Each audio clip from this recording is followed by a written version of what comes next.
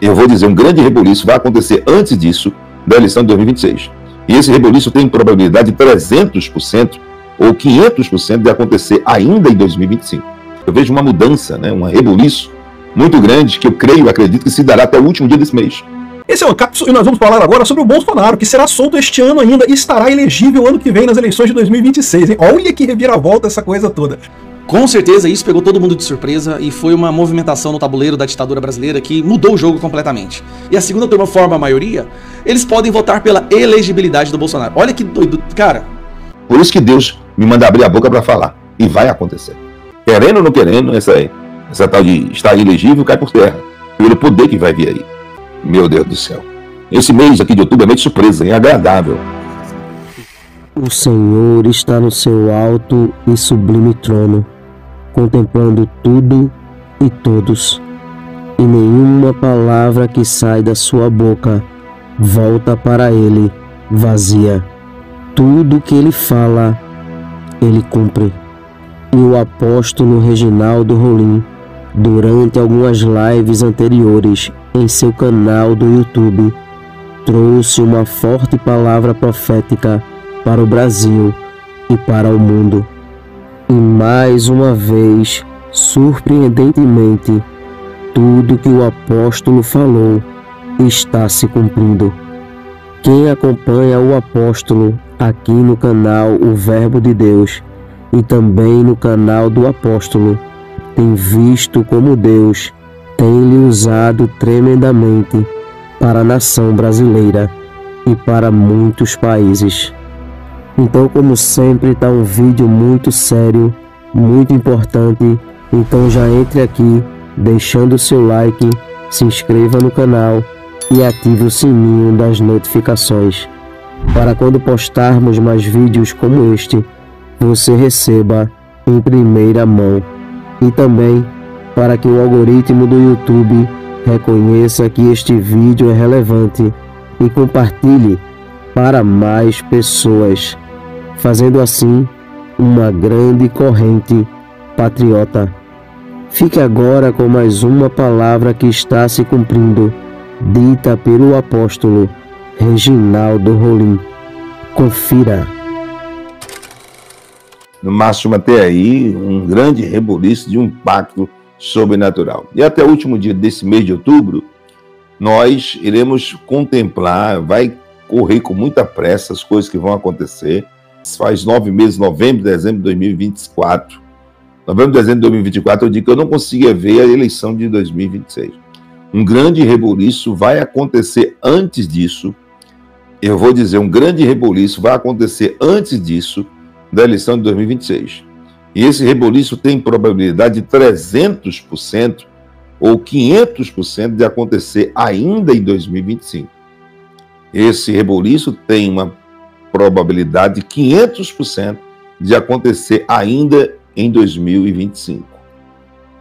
Se ultrapassar alguma possibilidade desse, por causa da briga grande espiritual, não passa do mês de março de 2026. Então, mas a eleição mesmo, eu não consigo ver pela parte espiritual.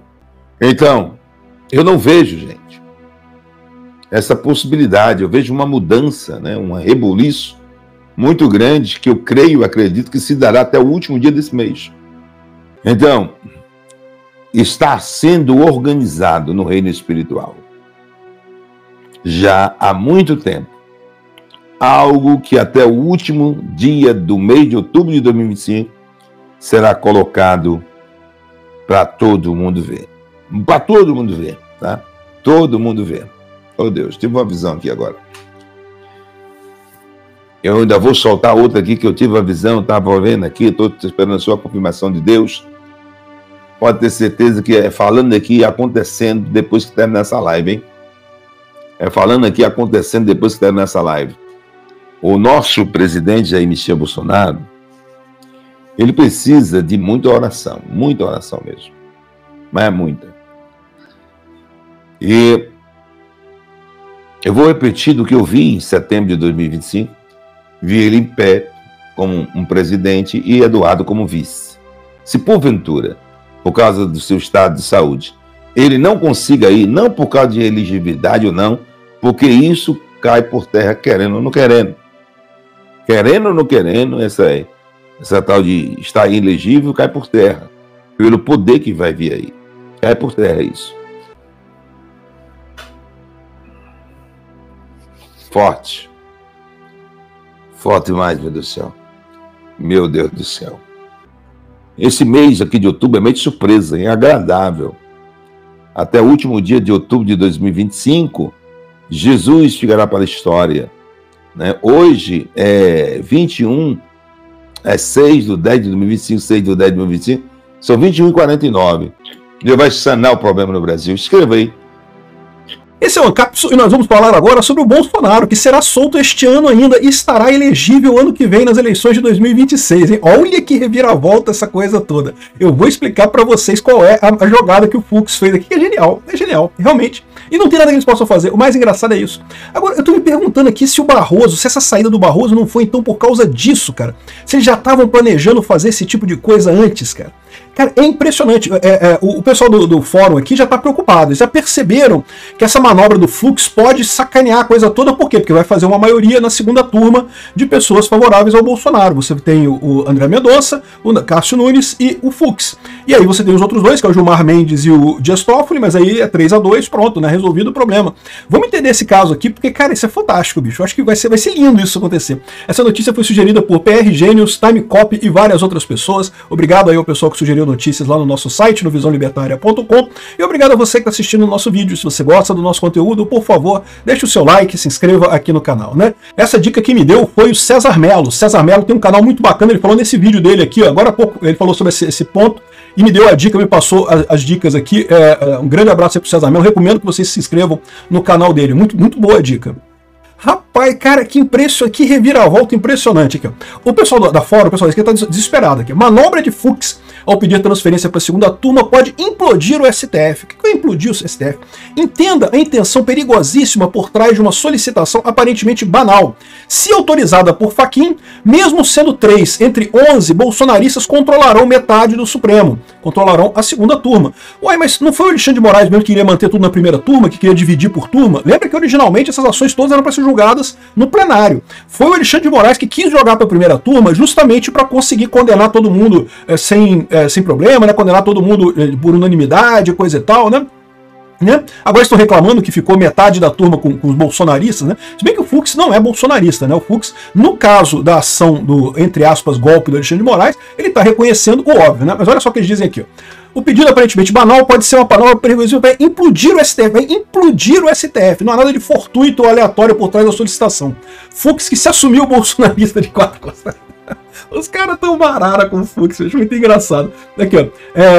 Tem um plano que, se não se sabe se combinado com outros atores políticos do bolsonarismo, poderá levar a mais alta instância do Judiciário Nacional a uma situação de caos total. O STF é composto por 11 ministros e 2 turmas. Beleza, isso daí, né? São 11 ministros, é o plenário são os 11 ministros votando. Aí você tem o presidente, que nesse momento é o Fachin, e você tem 2 turmas de 5 ministros, que é a primeira turma, Alexandre de Moraes, Carmen Lúcia, Flávio Dino, hoje tá o Fux ali, e o Zanin, né? É a primeira turma, e a segunda turma era a turma que estaria, né? O Barroso, o Gilmar Mendes, o Dias Toffoli, o André Mendonça e o Cássio Nunes Marques, né? Como o Barroso saiu, abriu uma vaga, ficou 4 pessoas só na segunda turma, né?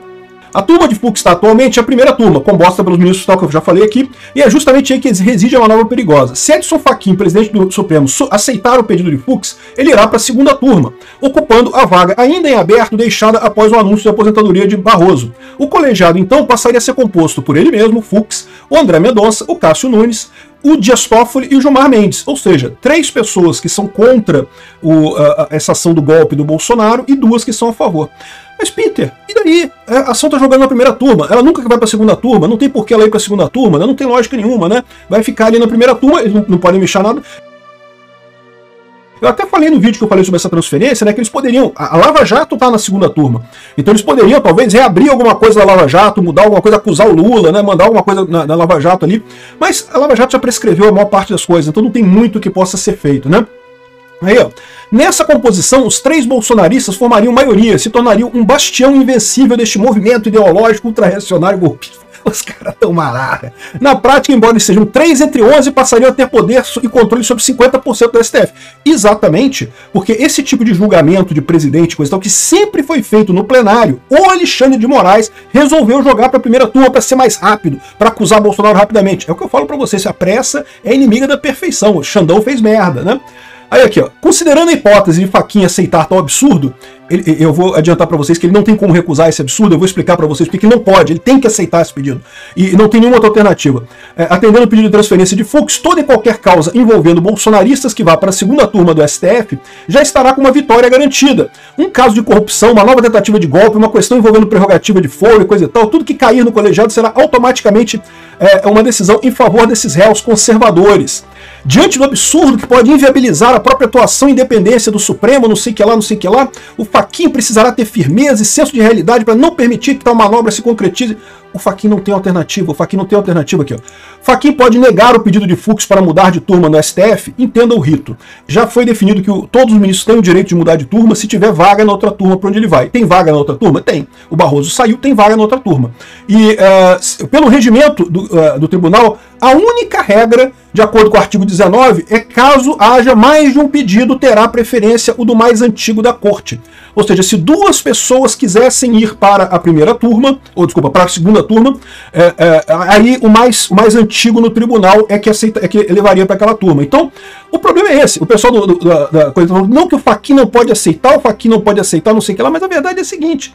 Ele não tem alternativa, ele tem que aceitar. Essa é a regra. No momento que houve o pedido, o Fachin tem que aceitar. Por quê? Porque o Fux é o mais antigo. Então, a única regra que poderia ser se alguma outra pessoa mais antiga que o Fachin, com mais idade, mais antiga que o Fux, pedisse também para ir para essa vaga, ela preencheria essa vaga antes. Então, o Fachin poderia negar para o Fux e dar para essa outra pessoa. Mas ele não pode, porque o Fux é o mais antigo de todos. É o próximo que se aposenta agora no 2027 ou 29, eu não sei. 2027. Não, 2028. 2028 que é o Fux. Então, ou seja, ele é o mais antigo do STF nesse momento. Então, não tem outra pessoa. O Fachin é obrigado a aceitar a transferência dele para a segunda turma, né? E aí sim, você forma essa maioria bolsonarista ali. Mas como eu falei, pô, mas daí, Peter? E aí, qual a lógica? Continua o processo do golpe lá na primeira turma. Então, não mudou nada, né? Mas tem dois problemas. Primeiro problema. Aqui, ó, ida de Fux para a segunda turma poderia reverter inelegibilidade de Bolsonaro. Por quê?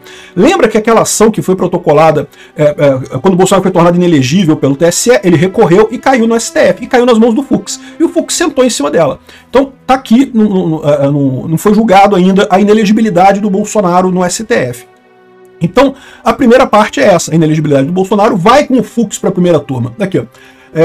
Como o ministro parece estar mesmo disposto a protagonizar uma manobra de forte conotação política, eles estão putos da vida que perderam. Perderam, mano. E vão perder a ação do Bolsonaro também. Eu vou explicar daqui a pouquinho. Calma aí. Em 2023, o TSE declarou Bolsonaro inelegível por 8 anos por abuso de poder político e indevido no Palácio do Alvorada, durante uma reunião com embaixadores, aquela papagaiada que não tem lógica nenhuma. E agora Fux solicita ir para outra vara. E o que acontece? Caso o pedido seja aceito, o pedido tem que ser aceito, não tem alternativa, Fux poderá levar consigo, então, os processos nos quais é relator, inclusive o recurso que ele tenta livrar Bolsonaro da inelegibilidade.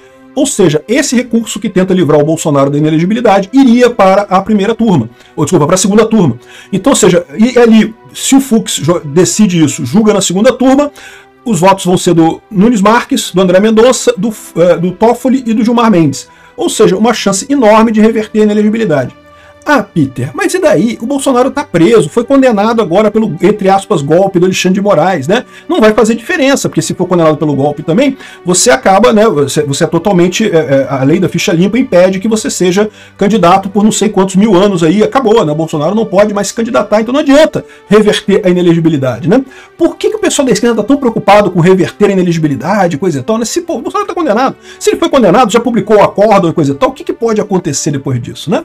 Mas então, Peter, como é que o Bolsonaro vai se livrar disso? Eu vou explicar para vocês. Existe um conceito chamado revisão criminal ou revisão penal.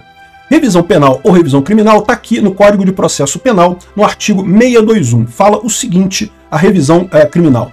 A revisão de processos findos será admitida em algumas situações especiais. O que quer dizer isso? Depois que você foi condenado por algum crime, qualquer crime, você foi condenado, transitou em julgado, está cumprindo pena, beleza. Se acontecer uma dessas três coisas aqui, ó, você pode abrir uma nova ação, uma revisão criminal, que é uma nova ação, ou revisão penal, alguns chamam, e essa ação visa justamente mudar tudo, ou até anular a condenação inicial totalmente. Então a revisão criminal, ela cabe em três situações, olha só. Quando a sentença condenatória for contrária ao texto expresso da lei penal ou às evidências dos autos.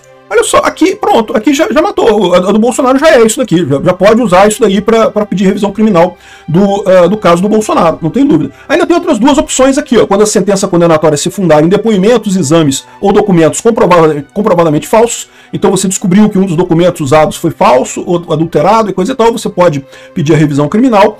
E quando, após a sentença, se descobrirem novas provas de inocência do condenado, ou seja, surgem novas provas, apareceu mais uma nova prova, aí você pode fazer a revisão criminal, né? Isso aconteceu muito, revisão criminal, na época de começar a sair os testes de DNA, e aí muita gente que tinha sido condenado por estupro e por crimes de natureza sexual, com o exame do DNA, conseguia provar que o cara não era. Aí pedia revisão criminal e soltava o cara, né?